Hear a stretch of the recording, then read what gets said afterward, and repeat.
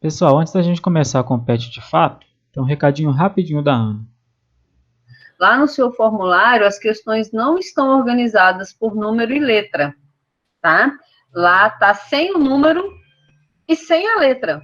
E varia. Elas alternam dependendo do aluno que estiver acessando, tá? Então, você não vai colocar lá 3 letra I. Porque não necessariamente a terceira questão, ela é essa. Estão todas as questões lá, mas elas estão alternando a ordem das questões e a ordem das alternativas dentro das questões. Então, tem que ler. E eu fiz isso exatamente com esse objetivo, gente, para que vocês lessem o enunciado e lessem a alternativa, tá? Antes de sair marcando só com o número e a letra lá. Não tem essa opção. Se você fizer isso, você vai errar, tá? É para ler. Então, vamos começar aqui o espelho. Semanas 1 e 2, né, do terceiro ano. Então, já na questão 1, tem esse texto gigantesco aqui, contando a historinha do Mendel. Mendel cruzou plantas puras de ervilha com flores vermelhas e plantas puras com flores brancas, e observou que todos os descendentes tinham flores vermelhas. Nesse caso, Mendel chamou a cor vermelha de dominante e a cor branca de recessiva. A explicação oferecida por ele para esses resultados era de que plantas de flores vermelhas da geração inicial, P, possuíam 2 fatores dominantes iguais para a característica, no caso, o VV, Vzão. E as plantas de flores brancas possuíam 2 fatores recessivos iguais, Vzinho.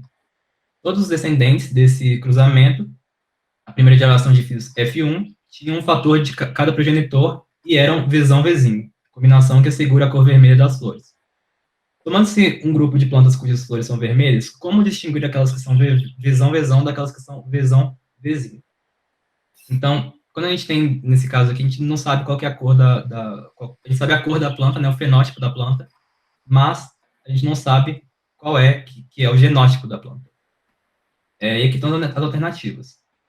Voltando nelas mais tarde, a gente vai começar aqui, então, com essa planta vermelha, com flor vermelha, que a gente não sabe, a gente sabe pelo menos um dos alelos dessa planta, né? O alelo, no caso, seria uma das possibilidades desse gene, que é Vzão. Por quê? Porque as plantas vermelhas, para elas serem vermelhas, ela precisa de ter pelo menos um Vzão, já que o Vzão é dominante.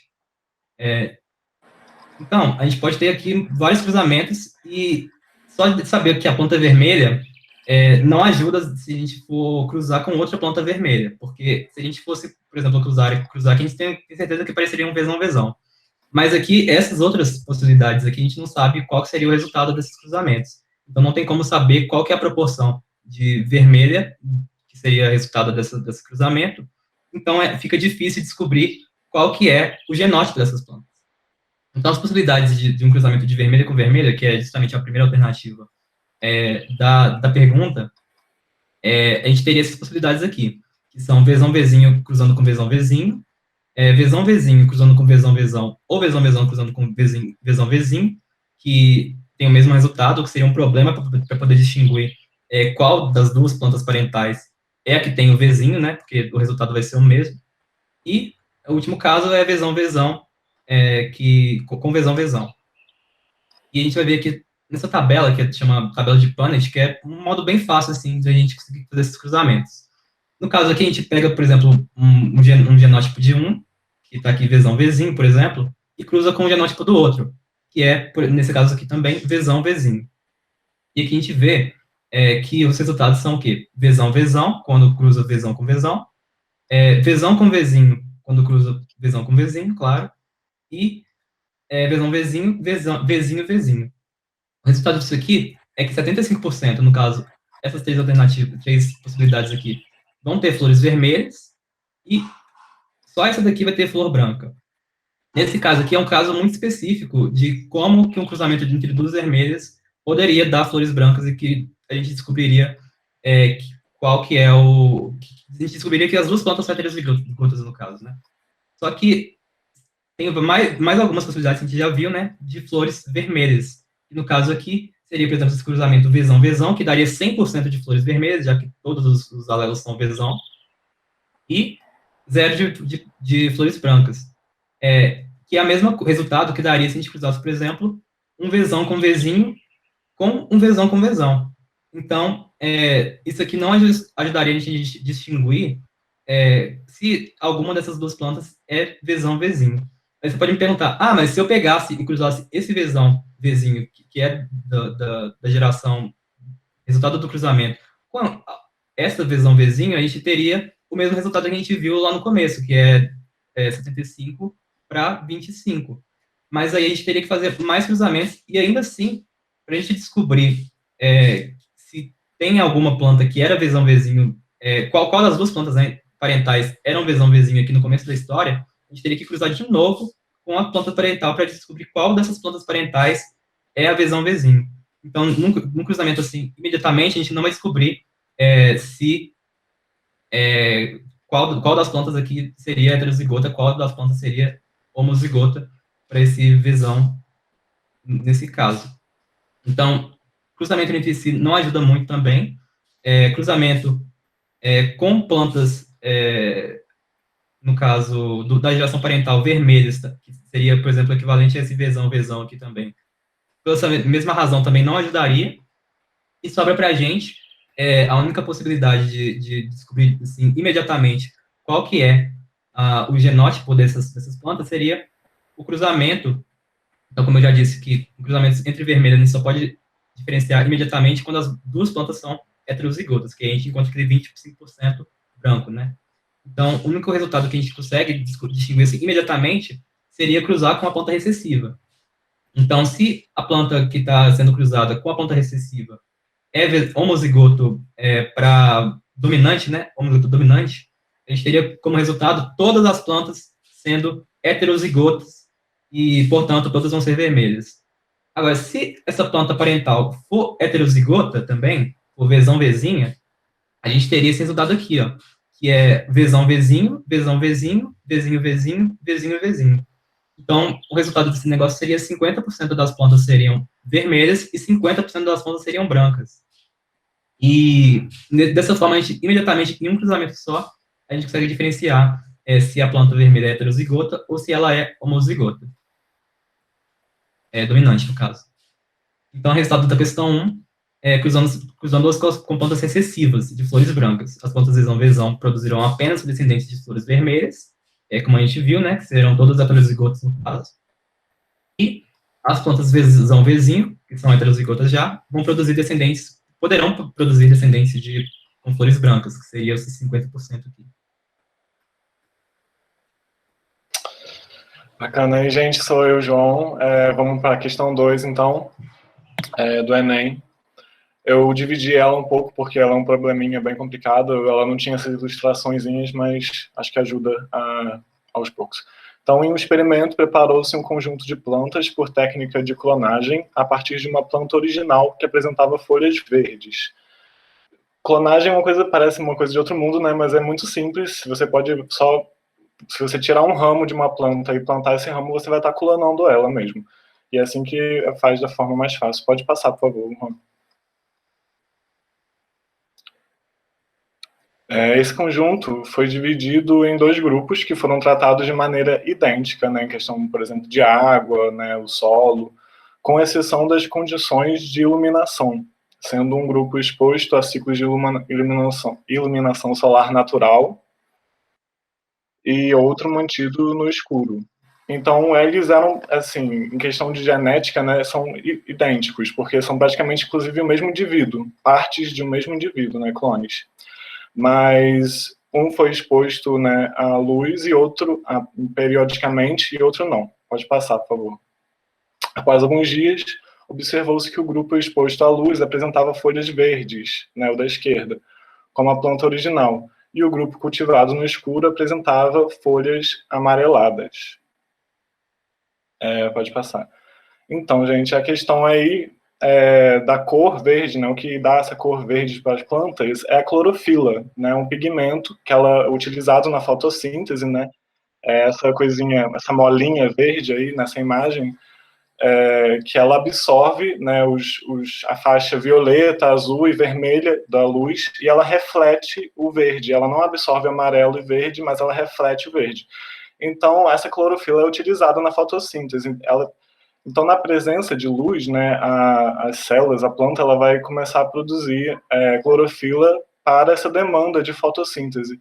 Como na outra planta, ela não foi exposta à luz, ela não foi incentivada mesmo a produzir clorofila, ela teve um déficit, né?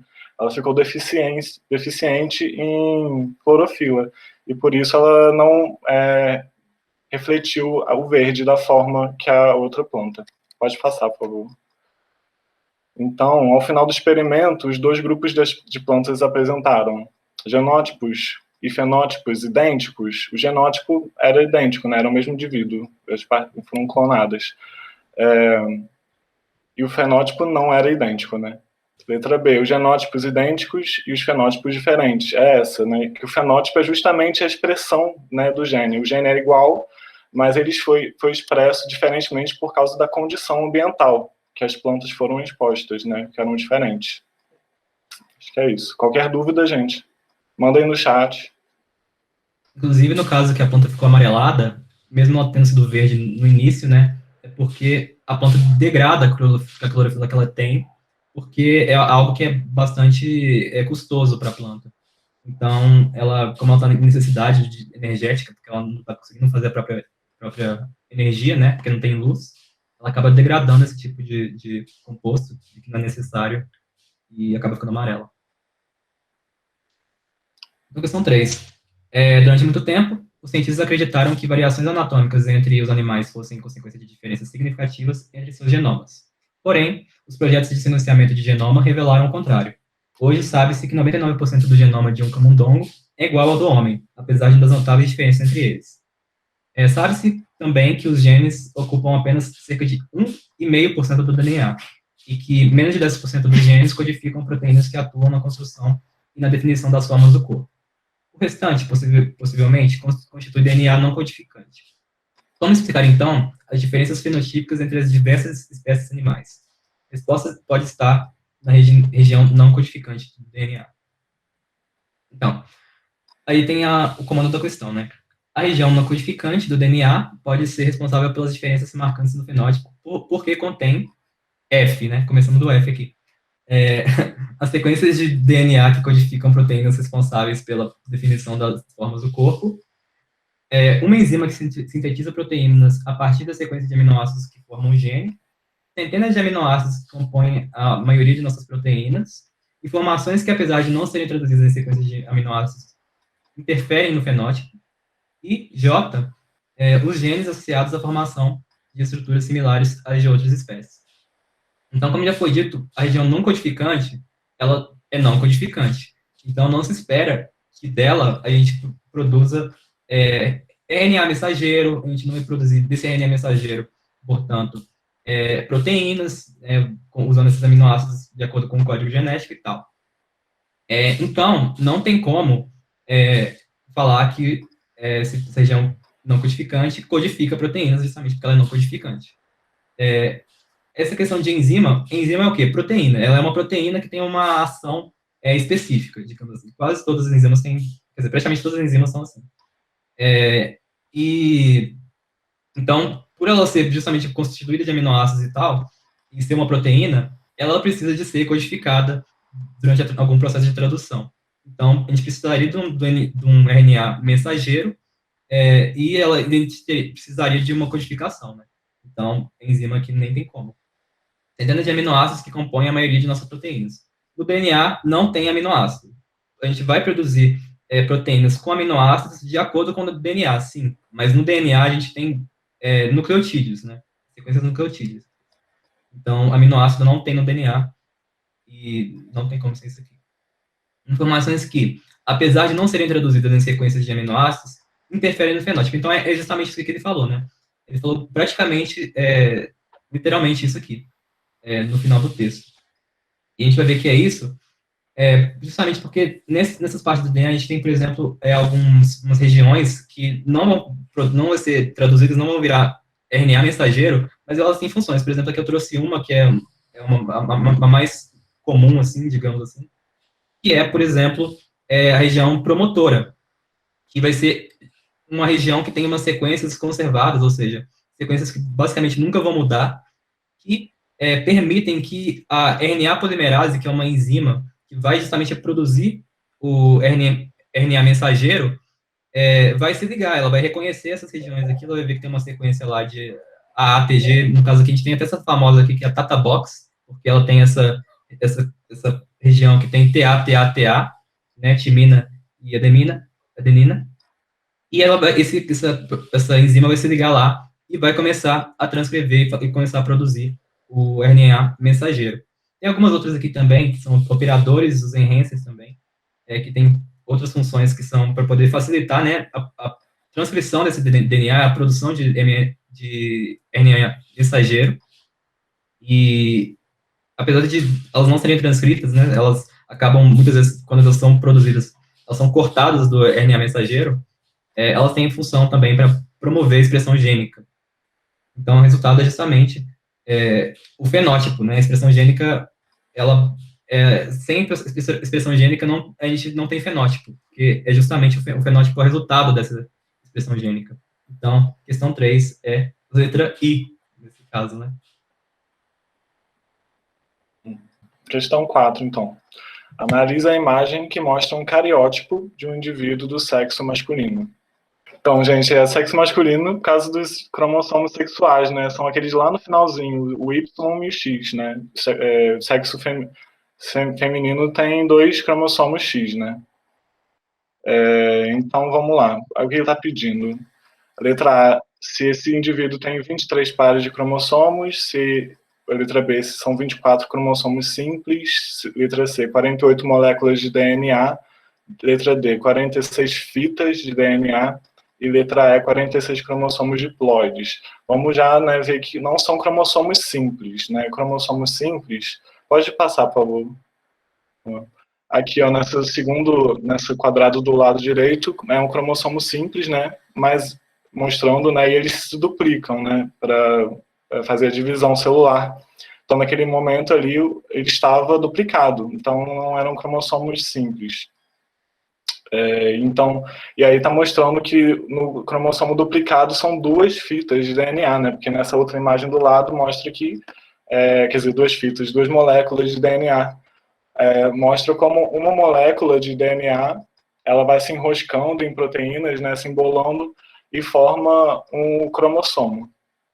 Só que nessa imagem aqui à esquerda, né? Ela está mostrando ela formando um cromossomo já duplicado ali. Então, ali tem 2 moléculas, né, cada uma de um ladinho do centrômero, que é essa bolinha no meio. E aí também, como lá na questão também falou de fitas de DNA, né, fita, na verdade, então para cada molécula de DNA nós temos 2 fitas de DNA.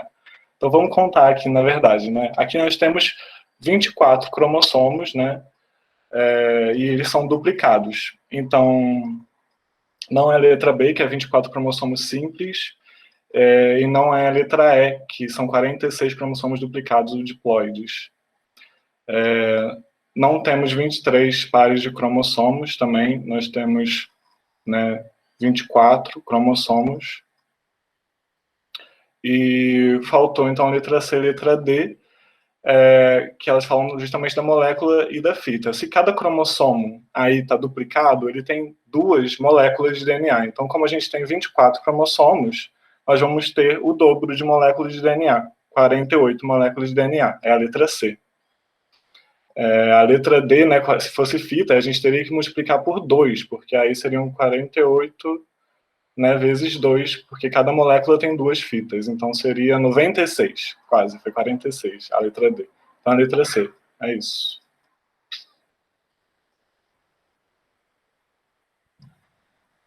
Questão 5. Diferentes células de um gene A. Ocupam posições variáveis nos cromossomos homólogos. B. Localizam-se em cromossomos não homólogos. C. Ocupam diferentes locos gênicos na herança quantitativa. D. Surgem por eventos de permutação entre cromossomos homólogos. E E. Apresentam sequências nucleotídicas diferentes, que surgiram por mutações. Então, essa questão aqui, ela traz aqui vários termos aqui. Locos gênicos, provavelmente vocês já sabem, né? Se vocês leram, né, o enunciado, no caso, o texto anterior, que é justamente a região de cada cromossomo que vai ter, por exemplo, também, claro, cromossomos homólogos, né? Que vão ter genes que são homólogos também, vão ser genes, vão ser onde vão estar os diferentes alelos em cada cromossomo respectivo, né? Então, a gente não pode dizer aqui que eles ocupam diferentes locos gênicos, eles são justamente em cromossomos homólogos, eles vão ter regiões homólogas em cada cromossomo, e nessas regiões homólogas a gente vai ter os alelos de cada cromossomo. Então, não tem como ser. Localizando em cromossomos não homólogos, é justamente o que eu acabei de dizer, elas estão em cromossomos homólogos, sim, ocupa posições variáveis nos cromossomos homólogos. Assim, a não ser que tenha alguma mutação louca lá e as coisas saiam do lugar, como eu já disse, elas vão estar em posições equivalentes nos cromossomos homólogos. Surgem por eventos de permutação entre cromossomos homólogos. Eu sou muito contra essa questão aqui, porque a gente vai descobrir lá na faculdade que isso aqui é mentira, mas, no geral, assim, o que vai realmente ser responsável pela maioria dos alelos vai ser mutações, muitas delas são simples, de só um nucleotídeo, mas isso aqui é bem mais raro, muito mais raro do que de acontecer isso aqui, mas aí, nesse caso aqui dessa questão, ela está pedindo isso aqui, né, que é justamente a mutação, que é o evento mais comum, que vai gerar novos alelos. Então, aqui eu trouxe um exemplo, que é um exemplo bem comum, que é a questão da anemia falciforme, e a gente vê aqui que no DNA a gente tem uma troca, né, de um A com um T por um T e um A, que é suficiente para a gente criar uma proteína, que é a hemoglobina, que ela tem uma forma um pouquinho diferente. Ela vai ter uma região que vai fazer com que as moléculas de hemoglobina se grudem uma na outra, e vai fazer com que a hemácia, né, que vai ser onde vai estar essa hemoglobina, acabe mudando de forma quando tem pouco oxigênio circulando no sangue. Então, o que vai acontecer vai ser que essa forma aqui, que é de foice mesmo, né, o que quer dizer falciforme, essa forma alongada aqui dessa hemácia, vai ser muito mais fácil de ficar presa, né, uma na outra, e de causar trombos, né, que são esses bloqueios da corrente sanguínea. E, como resultado disso, a gente tem problemas. Quer dizer, quem tem, né, essa mutação, essa doença genética, acaba tendo esse problema, principalmente quando tem regiões que tem pouca oxigenação, né? E é um caso de uma mutação bem simples, né? Que é só uma troca de bases aqui, um A pelo T, e que causa diferentes alelos e que causa uma doença. Então, de vários bilhões de nucleotídeos, a gente tem um que faz uma diferença danada. Bom, questão 6. Na tira acima, o cão analisado descende de cães pertencentes a raças diferentes. Sabe-se que o cão doméstico, da espécie Canis familiaris, apresenta um número diploide de cromossomos igual a 78, 2N igual a 38. Pode passar, por favor. Então, a tirinha aí, né, o cachorro tá lá. Meu pai era um galgo e minha mãe, galgo, que é esse da esquerda, né, todo medrosão, e minha mãe era um boxer, esse malvado aí. Sempre tive dificuldades nas decisões, tipo lutar ou fugir. Engraçado, né? Enfim, aí... então, falando sobre os cromossomos, né, ele falou lá, né, da ploidia, 78, 2N igual a 78. O que significa, né, essa função aí, que é quase uma função matemática? Vamos por partes aqui. Esse N significa o grupo de cromossomos, quantidade, por exemplo, quando a gente fala haploide, né, a gente fala de um cromossomo. Tipo, na célula, a célula que é haploide, ela só tem um cromossomo. Na célula diploide, ela vai ter um par de cromossomos homólogos. Então, esse N aí, ele indica um número de... esse 2, né, caso, ele vai estar indicando um número de grupos aqui. E aqui no N, a gente pode considerar um número de células germinativas, porque são as células haploides. Então, se na célula somática ele estava 78, né, o número de haploide 78, na célula germinativa vai ter a metade, que é 39. E então, depois na questão a gente vai falar isso, na questão da gametogênese, né? Então, nas células, gametogênese está relacionada às células germinativas, então guardem isso, que nessas células aí você vai ter essa metade. E bom, 78, pode voltar rapidinho. 78 nas células somáticas e em questão de cromátides também, que vão ser apontados na questão, cada cromossomo tem 2 cromátides. Quer dizer, no processo de divisão celular, né, ele vai se duplicar, e aí na metáfase ele vai passar por esse processo. Pode passar, por favor, que acho que com as alternativas é mais fácil. Portanto, pode-se prever que o exemplar protagonista principal dessa tira tenha um número de cromossomos diferente de 78 em suas células somáticas, uma vez que descende de raças diferentes. A gente acho que eu vou passar direto para a questão certa mesmo, que é a letra D, que é 39 cromossomos nas células produzidas ao final da gametogênese, uma vez que as diferentes raças de domésticos pertencem à mesma espécie. Porque, né, que eu falei, que ele tem 78, pode voltar, por favor, 78 nas somáticas, então 39 seria a metade, que é quando as células se tornam haploides. Então, qualquer dúvida, porque as alternativas são muito grandes, se eu for falar de todas elas, eu acho que... Mas qualquer dúvida, podem mandar, gente.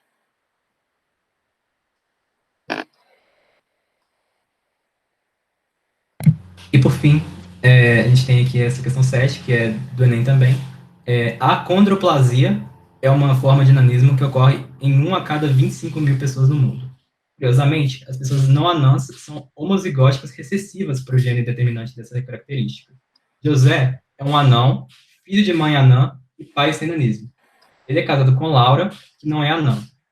Qual é a probabilidade de José e Laura terem uma filha anã?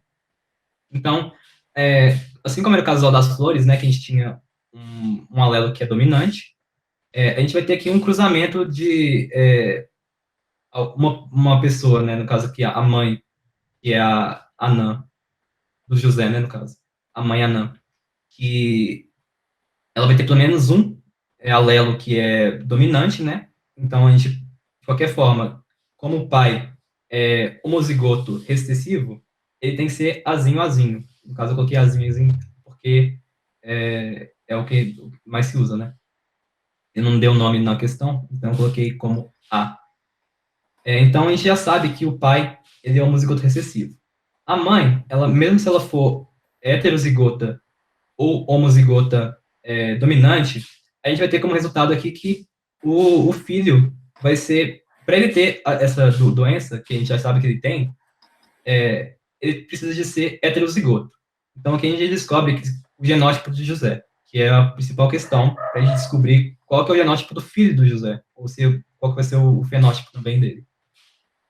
Então, sabendo que o José é heterozigoto, a gente pode fazer agora o cruzamento com a Laura para a gente descobrir se o filho deles vai ser... qual é a chance do filho deles de ser anão ou não.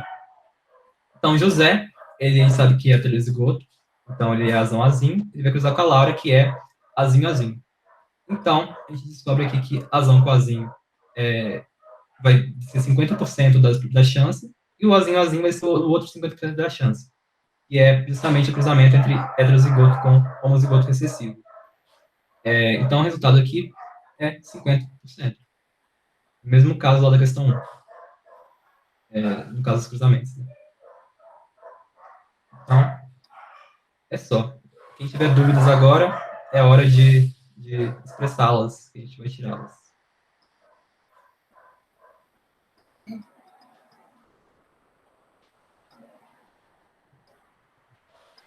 Gente, ninguém tem dúvida, todo mundo entendeu tudo.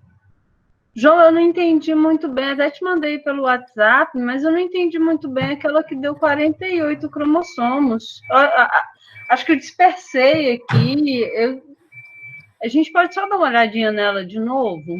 Pode. É sério, eu dispersei, de repente eu olhei e estava dando 46, é porque eu estava escrevendo no chat lá. Então, 48 moléculas, né, de DNA, porque aqui nós temos 24 cromossomos, mas como eles estão Por que duplicados... deu 24? Porque 22 mais mais as sexuais, Ah, entendi. Ele vem colocando só um dos cromossomos do par, então ele coloca, ao invés de colocar o sim. par 1, ele coloca só o cromossomo 1. Aí depois ele coloca só o cromossomo 2, só o cromossomo 3, e ele vai fazendo assim até o 22. Quando ele chega no último parzinho, que é o parzinho sexual, aí ele coloca os dois. Ah, agora que eu entendi, eu fiquei aqui pensando, meu Deus do céu, mas por que dá 48? Porque, igual eu te falei, fui eu que viajei na questão, né? Viajei, eu tô assim... Não, mas é estranho, porque realmente... Como que 46, a resposta acaba virando 48? É por causa disso. Uhum. Aí Pô, que é uma questão esquisita, né? Porque eles não colocam nem os dois, o par de cromossomos homólogos aqui, quer dizer... porque deveria estar vindo. Já que ele colocou o parzinho lá na última questão, o ideal seria que em todos os outros ele estivesse colocando o par também, né? Agora, deixa eu ver aqui. Nessa questão, não teria que considerar a chance de ser menino ou menina, porque eles falam a chance de ser menina com nanismo na 7, no caso. Deixa eu ver. Mas vamos focar aqui. Cadê a questão? Espera aí. Não, deixa lá. Depois a gente volta nessa 7. Deixa lá só para eu dar uma olhada. Aqui, ó. Analise a imagem que mostra o cariótipo de indivíduo do sexo masculino. E aí, então, por enquanto, esquece a questão 7, porque ela realmente tem outro raciocínio. Ele quer que a gente faça análise com base nessa imagem. Nessa imagem, se a gente contar um por um, a gente vai ver que a gente tem 24 cromossomos. E aí dá ali, ó, ele vai indo até o 22, não pega o par, ele pega só um cromossomo do par mesmo, e aí, então eu tenho ali 22 cromossomos, mais o X e mais o Y. Então dá 24. São 24 cromossomos. Aí, só que eles não são 24 cromossomos simples. Como eles estão em forma de X, são 24 cromossomos duplicados. Por isso que a resposta não é a letra B. Que não era a letra B, eu já sabia mesmo. Mas aí o cérebro bugou. Aqui, 24 cromossomos duplicados dá 48 moléculas de DNA. Agora eu entendi. Passa essa daí, vamos ver. Desculpa, fala, João. Não, tá tudo bem. Isso, vamos ver a pergunta do Tiago. O Tiago, cadê? A 7. A condroplasia é uma forma de nanismo que ocorre em 1 a cada 25 mil pessoas no mundo. Curiosamente, as pessoas não anãs são homozigotas recessivas para o gene dessa característica. José é um anão, filho de uma mãe anã e de um pai sem nanismo. Se a mãe é anã, deixa eu ver ali, a condroplasia, ela é recessiva, não é? Então, se a mãe é anã, ela é azinho. E se o pai é normal, mas tem um filho recessivo, ele tem que ser obrigatoriamente heterozigoto para encontrar ali o azinho no menino dele. Não é isso? Acho que a questão não é nem essa, a questão é que eu acho que ele está correto até fazer essa colocação, porque eu nem reparei que sim, essa questão da filha. Esse daí era o raciocínio só para a gente chegar nos genótipos dos pais. A mãe é azinho e o pai é azinho, certo? Ele é casado com Laura, que não é anã. Qual a probabilidade deles terem uma filha anã? Então, ele tem razão, quem está certo é o Tiago. Tem que multiplicar pela possibilidade de ser uma menina. E a possibilidade de ser uma menina é meio, né? Metade dos 50. É metade. Então, quanto tinha dado antes? Tinha 50. dado 50. Metade de 50, 25%. Isso? Esses probleminhas de genética adoram fazer essas pegadinhas, gente. É realmente. Sim, é um verdade. E é desse jeito. Normalmente, quando vem cobrando criança ou filho sem especificar o sexo, não tem problema. Agora, quando tem que especificar o sexo, igual esse daí do exercício 7, uma filha anã. Primeiro, qual a probabilidade da pessoa engravidar de uma menina?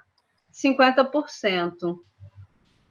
E aí a gente vai fazer todo o restante do exercício. Então, como fica a resposta dessa letra 7? Dessa letra 7, não, desse número 7? 25. 25%. 25%, essa é a resposta certa. Muito obrigada, Tiago. Muito obrigada. Eu estava com aquele negócio lá dos 48 cromossomos, das 48 moléculas de DNA no cérebro, eu estou assim agora, o que eu faço? Aí acabou que ele também não tinha prestado atenção, que era uma menina. Certinho, 25%. Então, acho que a gente pode encerrar a gravação aqui, não pode, Juan? Acho que sim. Sim? Então tá. Então, eu vou encerrar a gravação. Obrigada de novo, Tiago. Muito obrigada. Pronto, encerrei. Então, pessoal, caso tenha ficado alguma dúvida, vocês podem usar o espaço aqui dos comentários. E a gente se vê no próximo vídeo. Até mais.